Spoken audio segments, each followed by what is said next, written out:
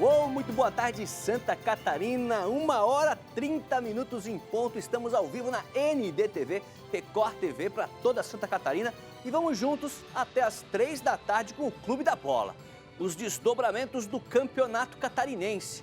A estreia dos times do estado na Copa do Brasil. 4 equipes entraram em campo, 2 avançaram e 2 já ficaram pelo caminho.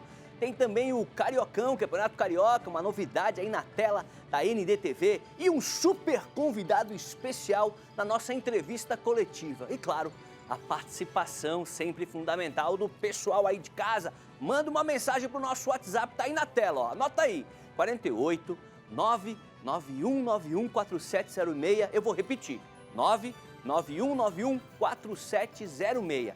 Vale um comentário, uma pergunta, tem reclamação, manda também. Vale um vídeo, uma foto, manda pra cá. Nos ajude a construir o programa desse sábado. Ó, vamos escalar nosso time para o programa de hoje. Ele é o nosso camisa 10, direto de Chapecó. Sérgio Badá Badalote já está conectado com a gente. Em Blumenau, Emerson Luiz. O metrô entra em campo ainda hoje, ele vai comentar tudo sobre o jogo. Em Itajaí, tem post com coleção de camisas de futebol que eu vi hoje de manhã. Tem Brusque, tem Marinheiro de aniversário e tem Marcelo Nunes. Tá aí, o Xará já tá na tela. Em Joinville, a Adri Kevarini vai falar do Jack, que teve uma boa semana dentro de campo, mas nos bastidores alguns assuntos preocupam. Já ela conversa com a gente.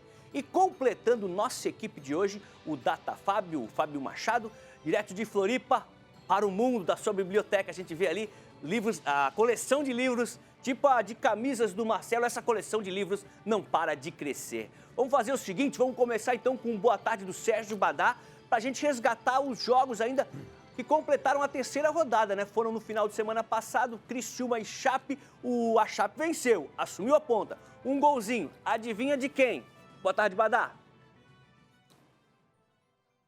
Olá, Mancha, boa tarde para você, um abraço aos colegas, a todos que estão nos acompanhando. Vitória importante da Chapecoense no domingo passado, lá no Heriberto Rilse, diante do Criciúma, pelo placar de 1-0, com gol do Perotti. 3 jogos, 3 gols marcados, o artilheiro da competição, e a Chapecoense líder isolado com 100% de aproveitamento. Mais uma vez, utilizando um time com meninos da base, com garotos que estão tendo a oportunidade de mostrar futebol.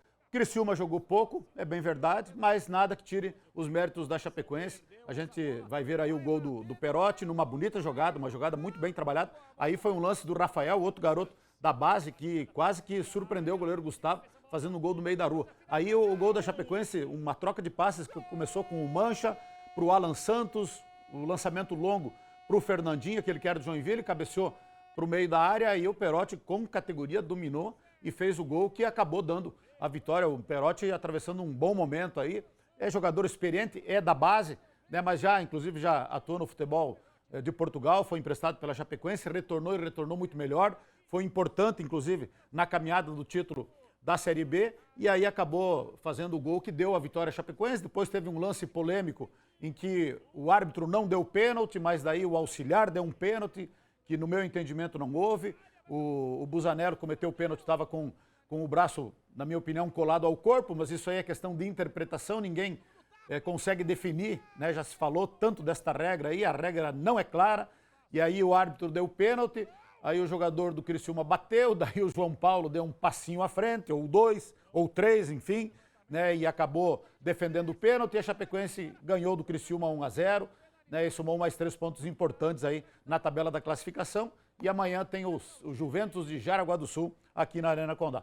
É bom o começo da Chapecoense com garotos da base, o time até agora havia sido comandado pelo Felipe Matos, amanhã volta o Humberto Loser a comandar o time, naquele rodízio que foi um planejamento aí do Departamento de Futebol e também da própria comissão técnica. Está aí o lance que o João Paulo se adiantou realmente, né? Houve invasão, coisas que normalmente acontecem, inclusive em Série A de Campeonato Brasileiro, com VAR e tudo, eles não conseguem repetir, olha só, se adiantou, e a invasão de 4, 5 jogadores da Chapecoense na cara do árbitro. E ele deixou seguir. Então, segue o jogo, siga a pelota. A arbitragem é isso aí mesmo, é na Série A, na Série B, na Série D e no Campeonato Catarinense, com ou sem VAR.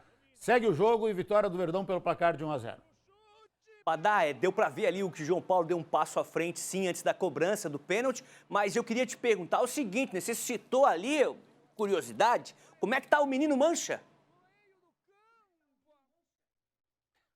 Ele segue o nosso preclaro Mancha com muita qualidade. Guri bom, lateral esquerdo, né? Tá sabendo aproveitar a oportunidade. Amanhã deve jogar o Busanello. Mas esses meninos aí que foram aproveitados, tivemos contra o Avaí 7 garotos da base que começaram jogando. Contra o Criciúma foi 6, dentro daquele rodízio, né? Mesclar os mais experientes com os mais jovens. Mas a gurizada deu conta do recado, inclusive o Mancha aí foi uma bela revelação aí na lateral esquerda do Verdão.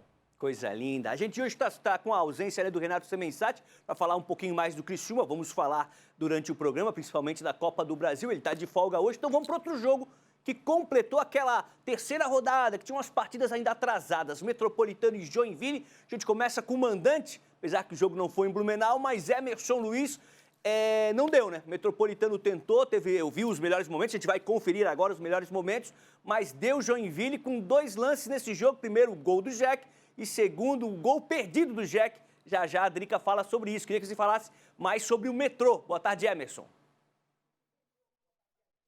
Boa tarde, Mancha, os colegas, boa tarde a todos os telespectadores do Clube da Bola.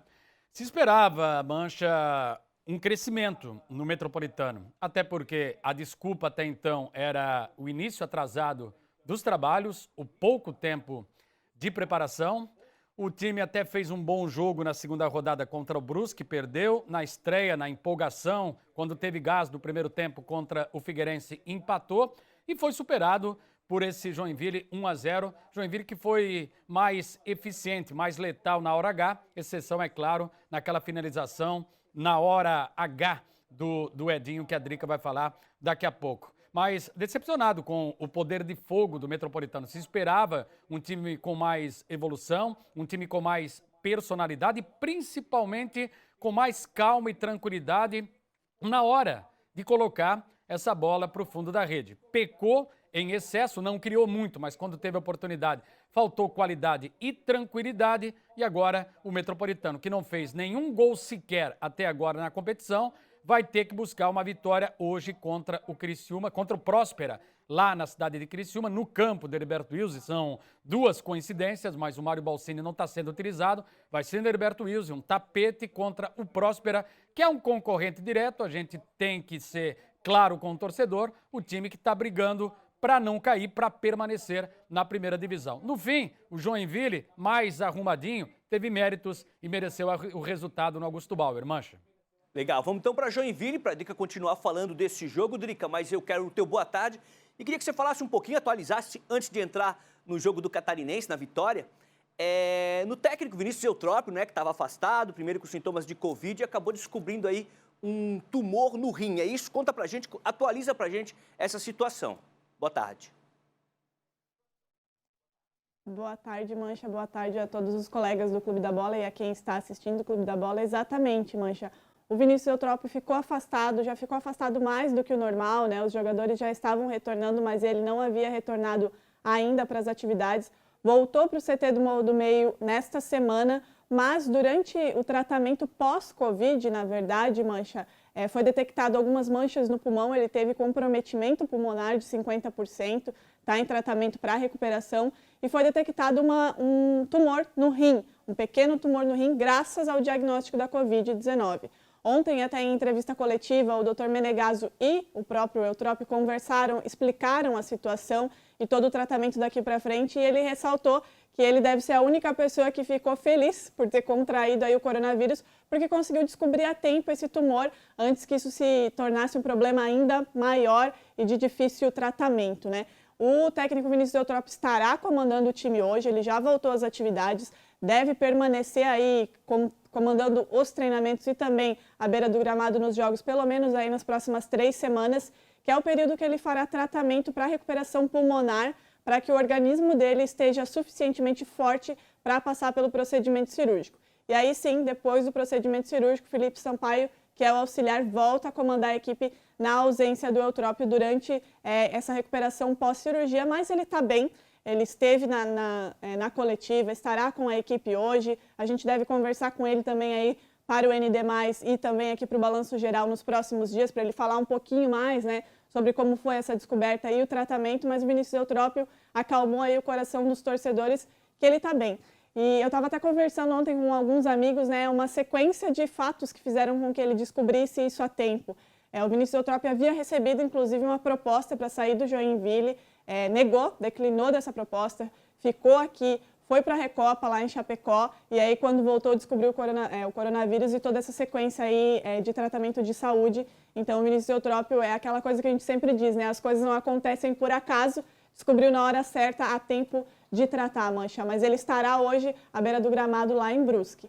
E para falar sobre o jogo, né, contra o Metropolitano, o Emerson Luiz destacou muito bem. O Joinville ele foi letal e eficiente quando deveria ser, né? O Joinville não jogou bem. A gente sabia que o Joinville precisava aí de um tempo, né, para se recuperar. Os jogadores estão retornando do coronavírus. Contra o Marcílio Dias foi um jogo bem difícil para o Joinville. Agora está entrando no ritmo, não jogou bem, mas quando chegou, fez o gol, né? E, inclusive, destacar aqui que são os dois jogadores, eu diria até mais importantes ofensivamente para o Joinville, que é o Diego, camisa 10, né, assistência do Diego, e o gol do artilheiro Alisson Mira, de chapa, né, o típico gol que o artilheiro não perde, né? Tá na cara do gol, livre, de frente para o gol, não perdeu, de chapa, fez o gol que deu a vitória para o Joinville, uma vitória muito importante. O Emerson destacou também, né, que o Metropolitano não fez gol, o Joinville não tomou gol ainda nesse campeonato catarinense, né, não perdeu e não tomou nenhum gol.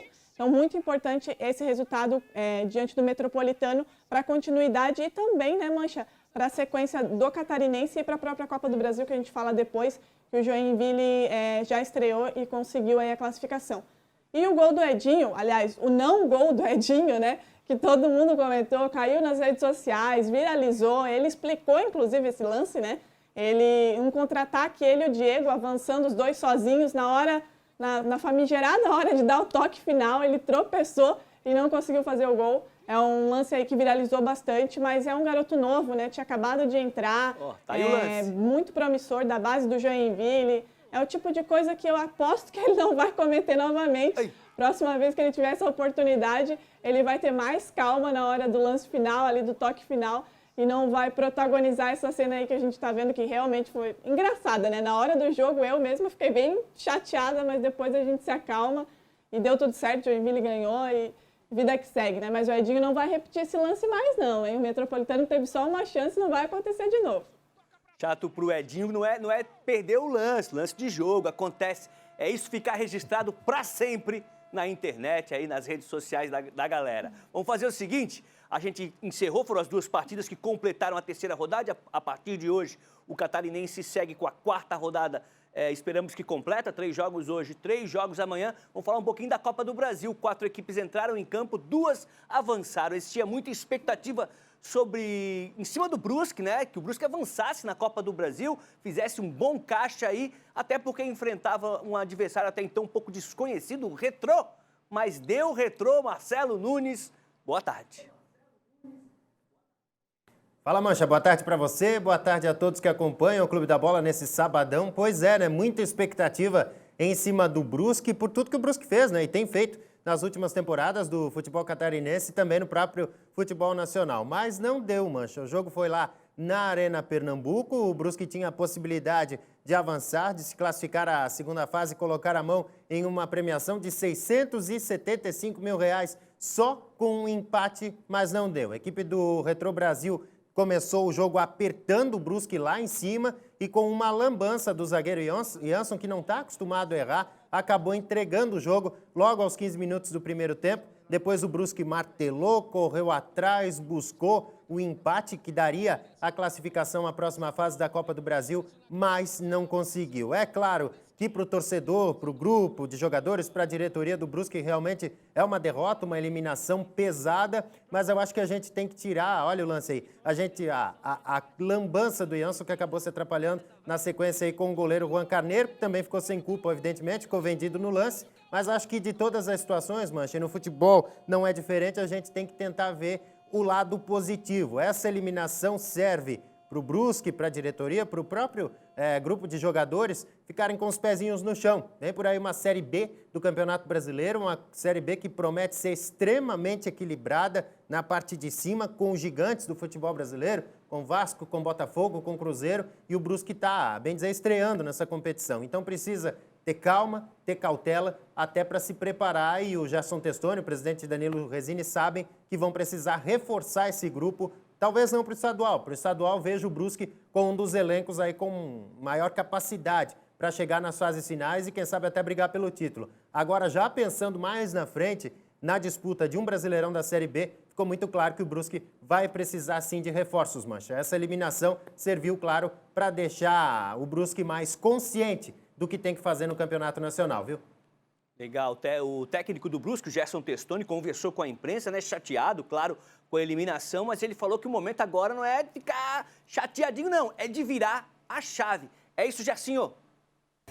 Realmente a gente tem um jogo muito difícil no domingo pelo estadual, que é uma competição também que a gente tem o objetivo de chegar. O jogo da Copa do Brasil já passou, faz parte passada, a gente já teve a conversa, né? Agora é focar totalmente no Avaí, que, como você falou, né, uma dificuldade muito grande. Mas a gente vai se preparar bem também, a gente tem 2 sessões de treinamento. Na verdade, descansar mais essa rapaziada do que treinamento, né, pelo desgaste da viagem, do jogo de quarta. Mas eu acredito que domingo vai estar todo mundo 100% e a gente vai fazer um grande jogo para buscar essa vitória aí que vai nos colocar na parte de cima da tabela. Legal demais. Vamos conversar com o Fábio Machado agora. Fábio, teu boa tarde. Cascavel e Figueirense, a serpente aurinegra, como é conhecido, Cascavel, ó, deu o bote, aprontou de virada, eliminou o Figueirense da competição. A gente tem essas imagens e queria que você falasse um pouquinho, já pela ausência do Renato Semensati hoje no programa, falasse um pouquinho do Criciúma. A gente não tem essas imagens, por causa do direito de imagem, a gente não tem imagem desse jogo, mas o Tigre empatou em 0-0 com o Marília, também, ó, avançou para a segunda fase da Copa do Brasil, exemplo do Joinville. Placar sem gols, favoreceu o visitante. Boa tarde, Fábio. Muito boa tarde, Mancha. Boa tarde, colegas do Clube da Bola. Boa tarde aí, telespectadores, galera, né, do futebol, galera do esporte. Antes de falar, Mancha, rapidamente, eu quero aqui desejar plena recuperação para o Vinícius Eutrópio. É um cara do bem, né? Nosso sócio já esteve aqui no programa, já esteve aí no programa. Eu lembro que numa certa feita aí, ele tinha conseguido um acesso com o Figueirense, um título. Aí fez lá uma festa lá e eu fui convidado. Fui o único da imprensa convidado. Aí, já mostramos até o gol aí, aquele jogo lá que eu fiz o gol lá, enfim. Mas o Vinícius Eutrópio, para quem não sabe, ano passado, em abril, ele fez uma campanha chamada Manto Solidário. Ele pegou camisas da própria coleção dele, e que ele conseguiu com outros jogadores, né, porque ele vive aí no meio do futebol, e o dinheiro que ele arrecadou, ele doou integralmente para uma entidade beneficente aqui de Florianópolis, do norte da ilha. Então é um cara de grande coração. Vinícius, tu vai sair dessa, porque tu é forte, né? Muita serenidade, muito equilíbrio. É o meu sincero desejo. Mas, rapidamente, só para dizer que eu não gostei das estreias dos catarinenses na Copa do Brasil. Acho que nós poderíamos ter ido mais longe. De 4, classificamos 2. Os 2 foram com dificuldades. O Joinville foi com dificuldade, né? Tivemos 2 jogadores do próprio clube expulso, então imagina, você terminar com 2 jogadores a menos. Assisti o jogo do Criciúma, que foi a sua pergunta. O Criciúma recebeu uma pressão muito grande do time do Marília, treinado pelo Guilherme, né, que é ex-atacante do Atlético Mineiro, de outros clubes do Brasil. Mas conseguiu a classificação. Isso que acabou sendo importante para o Criciúma, porque entra aí um bom dinheiro no caixa, entra mais, não, 675 mil entrou. E o Emerson Maria deu uma entrevista essa semana dizendo o seguinte, que essa classificação tira um peso da comissão técnica do Criciúma, do time do sul do estado. Isso porque, Mancha, o Criciúma é o lanterna do Campeonato Catarinense. Olha a situação, né? O Criciúma tem 1 ponto. Se o campeonato terminasse hoje, Hercílio Luz e Criciúma estariam rebaixados. Nós estamos falando aqui de um time que tem título de Copa do Brasil, tem uma camisa pesada. Então, essa classificação, em que pese ter sido complicada, né? Foi sofrida. Eu assisti o jogo inteiro, assisti o jogo desde o começo, mas para o Criciúma, de certa forma, sim, tira um peso. Porque se o Criciúma perde esse jogo, é eliminado, a pressão em cima do Emerson Maria amanhã, ou domingo, para o jogo contra o Figueirense, seria absurda. E eu aqui não seria nenhum exagero. Quem sabe nós poderíamos até estar falando da sua demissão, né? Porque lanterna, veja bem, lanterna do estadual, perde logo na primeira rodada, cai para o Marília, realmente a pressão é muito grande. Agora, falando sobre o Figueirense, a derrota do Figueirense para o Cascavel, quero dizer o seguinte, torcedor do Figueirense, prestem bem atenção no que eu vou falar. Eu vou poupar o entrosamento, não vou cobrar o entrosamento do Figueirense. São 16 novos jogadores contratados para essa temporada. E não é uma temporada que terminou lá em dezembro, teve as férias, voltou em janeiro. Não, é uma temporada rapidinha, né? Esse ano terminou a Série B, já começou logo o estadual. Então eu não posso cobrar aqui do Jorginho que o time tem entrosamento. Eu estaria sendo muito injusto com o Jorginho, estaria sendo muito injusto com o processo do futebol. O entrosamento é a questão mais cara. Agora, torcedor alvinegro, preste atenção. Preocupações. Além do Figueirense ter perdido também esse valor, 675 mil, que aliviaria 3 folhas de pagamento, olha, meu amigo, numa pandemia, numa crise que nós vivemos, sem a presença do torcedor, isso é muito grave. E o Figueirense perdeu essa condição. Mas o que talvez deixou o torcedor mais preocupado, e a mim, por exemplo, é a fragilidade técnica do time montado para esse ano.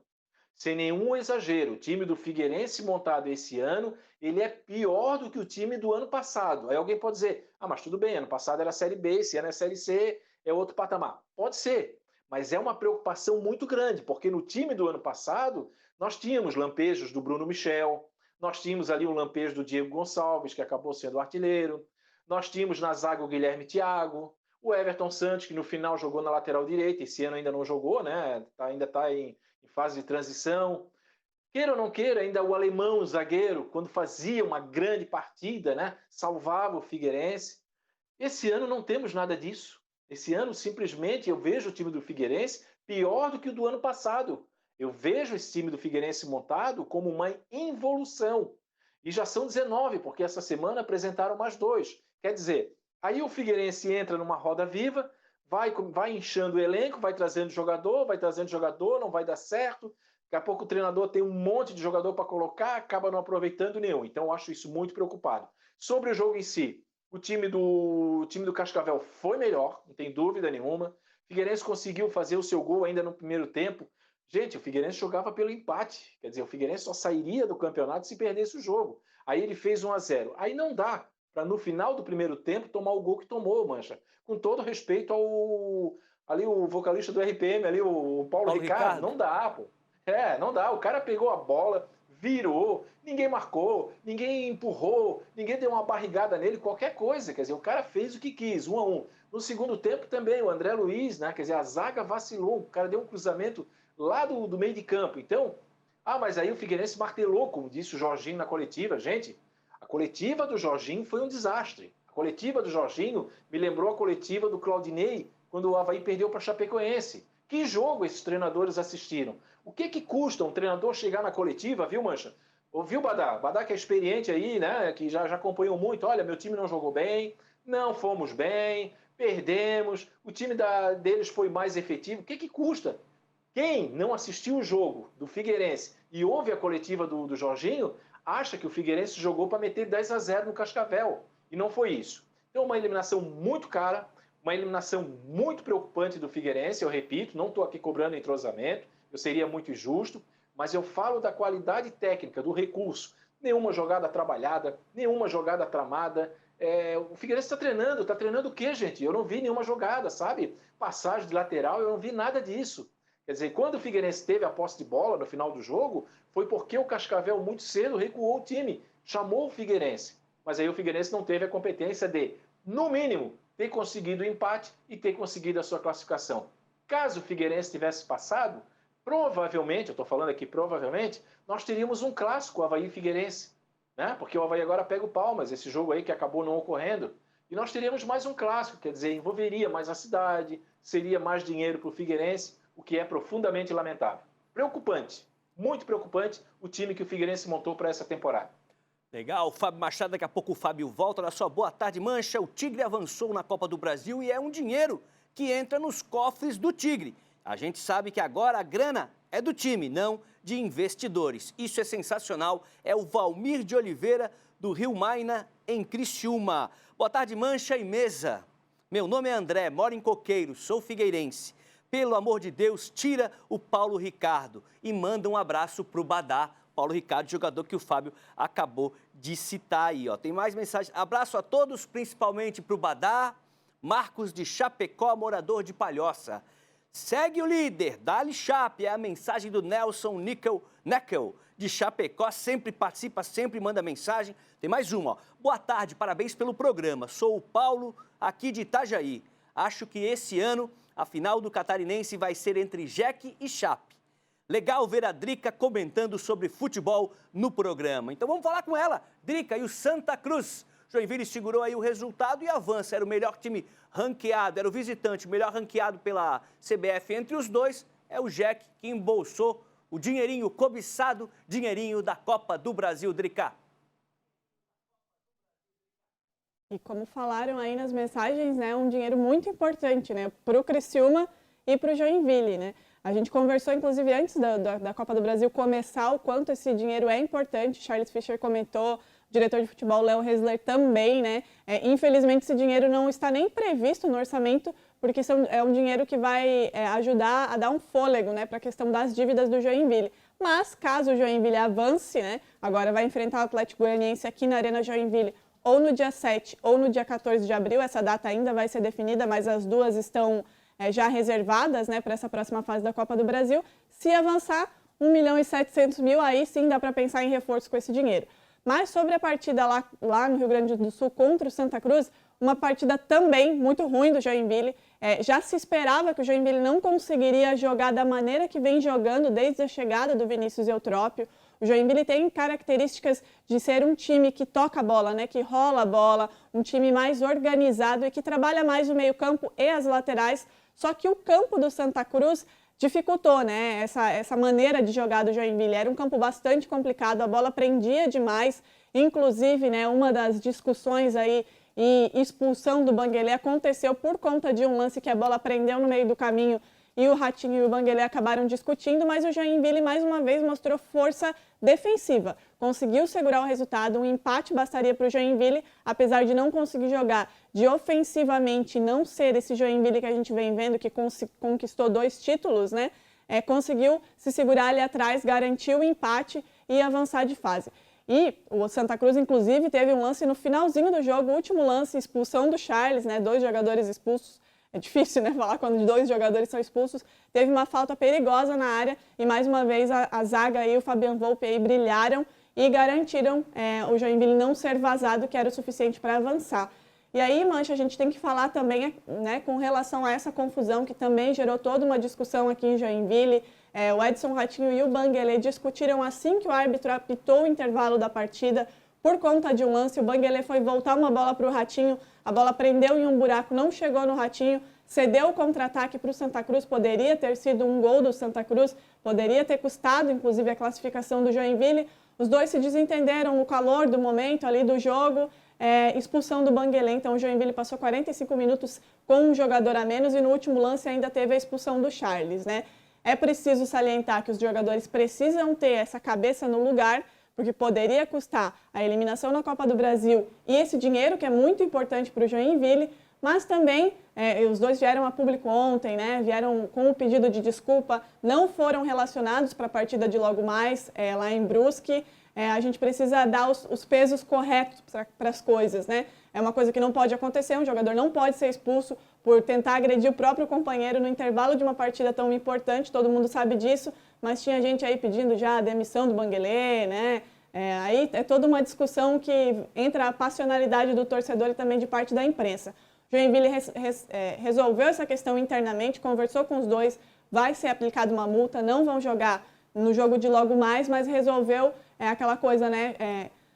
Roupa suja se lava em casa, problema resolvido e vida que segue. Importante essa classificação para o Joinville, que agora joga na Arena Joinville contra o Atlético Goianiense, e também é importante a gente dizer que, ao contrário da primeira fase que o Joinville teria, né, essa vantagem do empate, em caso de empate aqui na Arena Joinville, a decisão vai para os pênaltis.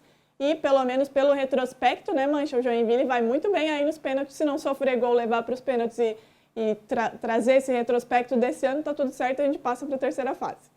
Legal, legal demais. Ó, a gente tem lido, né, tá sendo bombardeado. Ó, o Badá quer falar. Fala, Badá.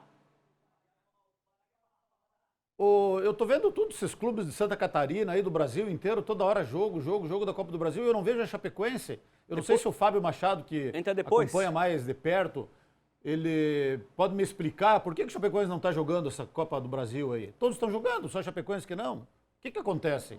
Por que deixaram o Verdão fora? Verdão do Oeste. Ei, Fábio Machado, sabe me dizer? Sabe me explicar? Não, sério. Gloriosa, Chapecoense, Brusque, campeã brasileira, todos, campeã Criciúma, brasileira da o Avaí Série era pra jogar, não B, jogou, está de Figueirense volta sendo à Série eliminado A, por esse... vai entrar na terceira Cascavel fase. aí. É um E não time vejo de elite, a Chapecoense. Vai entrar na terceira fase e todos nós de Santa Catarina estaremos torcendo pela nossa querida Chape, a nossa querida Chapecoense. E outra coisa, é muito elogio para ti. Eu tenho certeza que acaba o programa, começa a fazer pix. Começa a fazer pix para agradecer os elogios aí que o Mancha tá lendo aí. Tá bom? Como é que é? Só entra na terceira fase. É o rei das mensagens do programa aí, Sérgio Badá. É, o rei. Dá-lhe pix.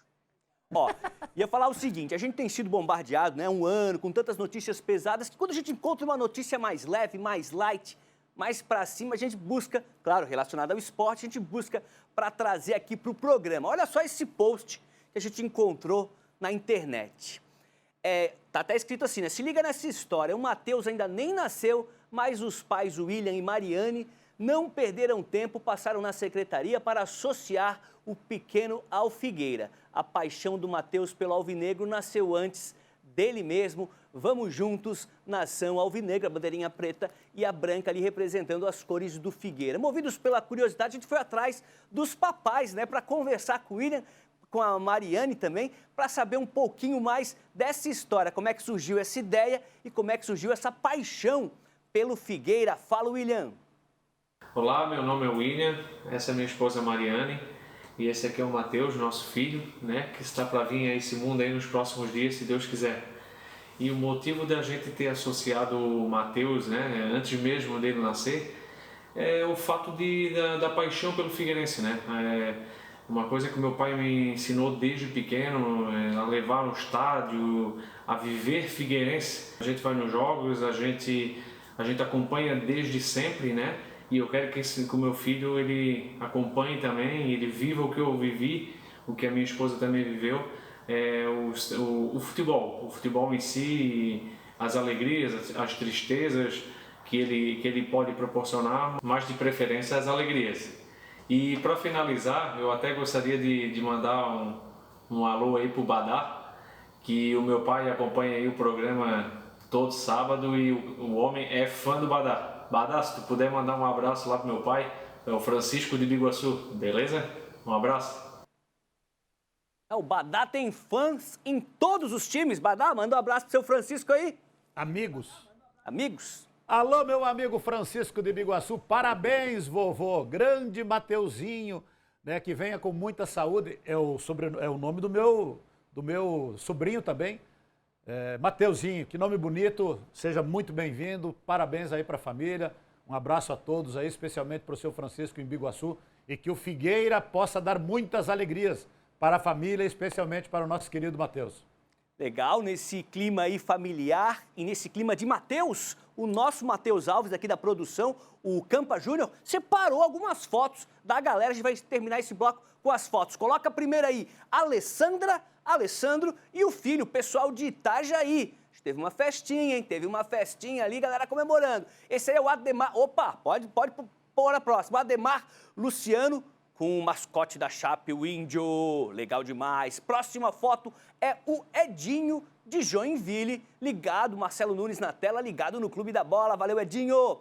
Eva Dissner, de Chapecó, vai aparecer na... Ah, não, ela não vai aparecer. Ela registrou essa foto do quarteto lá, Mancha Badá, Fábio Semensati no programa passado, legal demais. Ivan Dal Castanhe, que estilo, hein? Estilo, parece tipo música folk, assim, acho que ele tá com violão ali, com a camisa do Brusque, tá com violão aí, curtindo esse fim de tarde, legal demais. Jason Vronsky, bonezão, ó, cheio do estilo, o pessoal lá atrás no Clube da Bola, legal demais, Jason. Próxima foto é o Bertolino e Éder, galera lá de Barra Velha, norte do estado, legal demais, o Clube da Bola lá na tela. Pessoal da Escolinha de Futebol Atlântico, legal, gurizada ali, só ouvindo o professor tá sentadinho, passando aquele recado. Próximo na foto é o Diogo Toneira. Havaiano tá ali cheio de estilo, cabelinho encaracolado, e ele vai completar 7 aninhos nessa próxima semana. Valeu, Diogo! E, essa turma é legal, ó. Edcinho, com aquela barbinha branca, professora Beth, professor presidente Manuel Rebelo e o doutor Paulo de bonezinho laranja. O camisa azul ali, o professor presidente Manuel Rebelo, ele é presidente da Federação Catarinense do Desporto Universitário e ontem foi eleito, né, por aclamação, mais 4 anos à frente da FCDU. Claro que o esporte universitário também segue parado, mas com muitas novidades, planejando, projetando muita coisa legal para esse ano. Parabéns, presidente Manuel Rebelo. E a gente vai para o intervalo com essas lindas fotos aí. Já voltamos.